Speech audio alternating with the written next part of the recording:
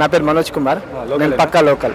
Okay, ఇక్కడే మాది. So ఎట్లుంది మల్కాజ్గిరిలో ఇప్పుడు ఎంపీ ఎలక్షన్స్ వచ్చేసినాయి అన్ని, సో ఎట్లుండబోతుంది ఫైట్, ఎవరి మధ్యలో ఉండబోతుంది, ఓల్ గెలిచే ఛాన్స్ ఉంది? సో మల్కాజ్గిరిలో మాత్రం 70% ఈటలకే వస్తుంది.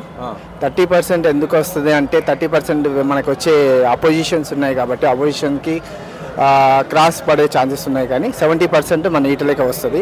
ప్లస్ ఇంకోటి ఏంటంటే మన ఈటలకి రావడానికి మొదటి కారణం ఏంటంటే ఇక్కడ బీసీ వర్గాలు ఎక్కువ ఉన్నాయి.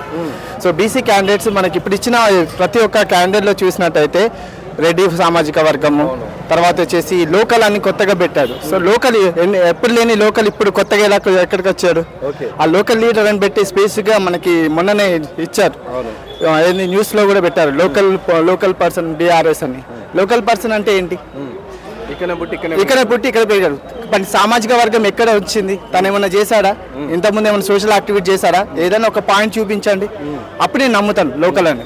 సో ఏది చేయనా ఉండే నేను లోకల్ లీడర్ లోకల్ పర్సన్ అని అంటే కరెక్ట్ కాదు. అది నీకంటూ సపోజ్ ఇప్పుడు నేను ఉన్నాను, నాకంటూ నాకు ఏదైనా నాకు తోచిన ఏదైనా చేసి సోషల్ యాక్టివిటీలో నేను పాల్గొని ఉంటే నేను లోకల్గా చెప్పగలుగుతాను. సో లోకల్ లీడర్ అనేది వేరు. లీడర్ అనేది నువ్వు స్వతహాగా చెప్పుకోవడం కాదు, పబ్లిక్ నుంచి రావాలి.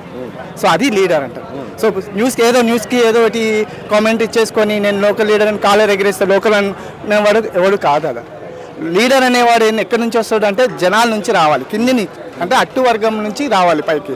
ఈటల రాజేంద్ర అట్లానే వచ్చారంటారా? ఈటల రాజేంద్ర అట్లా నుంచి వచ్చాడు. ఎందుకంటే నేను చూసిన ఎప్పుడైతే తెలంగాణ పోరాటంలో చూసినప్పుడు ఏమవుతుందంటే ప్రతి ఒక్క వ్యక్తిని ఆదరించి తన ఇంటిలాగా తలుచుకొని సొంత మనిషిలాగా తలుచుకొని భోజనాలు పెట్టడం కానీ, మళ్ళీ వెళ్ళేంత వరకు కేరింగ్ తీసుకోవడం కానీ, ఇలాంటివన్నీ తను సొంతంగా నిలబడి చూసిన వ్యక్తి. సో అలాంటి వ్యక్తి ఆల్మోస్ట్ తనకే మెజారిటీ ఎక్కువగా ఉంటుంది, అంతకు మించి ఏం లేదు. సో మీరు లోకల్ అనే పదం వాడిరా. సో నార్మల్గా మీరు లోకల్ విషయానికి వస్తే రేవంత్ రెడ్డి ఇక్కడ పోటీ చేశారు. సో రేవంత్ రెడ్డి కూడా మాటలే ఈటల రాజేందర్ లోకల్ ఎక్కడ, ఆయన ఏం సంబంధం అన్నట్టు అన్నారు. అవును, నేను ఆల్రెడీ ఇంతకు ముందు చెప్పాను. లోకల్ అనేవాడు ఇప్పుడు ఆయన కూడా లోకల్ కాదు, నాన్ లోకలే, కొడంగల్. సో ఇక్కడికి వచ్చి లోకల్ అన్నారు. సో అట్లని కాదు కదా.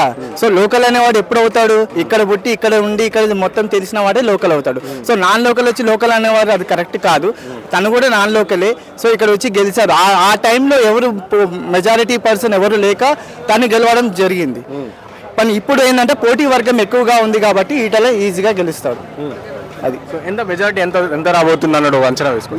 నేను చెప్పాను కదా ఆల్మోస్ట్, ఎందుకంటే ఎవరు కూడా 100 to 100 చెప్పడం అది కరెక్ట్ కాదు. సో నా మెజారిటీ ప్రకారం 75% మెజారిటీతోనే ఉంటాడు ఈటల రాజేంద్ర. ఓవరాల్గా తెలంగాణలో బీజేపీకి ఎన్ని వస్తాయి? బీజేపీకి నేను వచ్చిన మాటకం approximate 13 confirm. 13 confirm. Thank you. Yeah.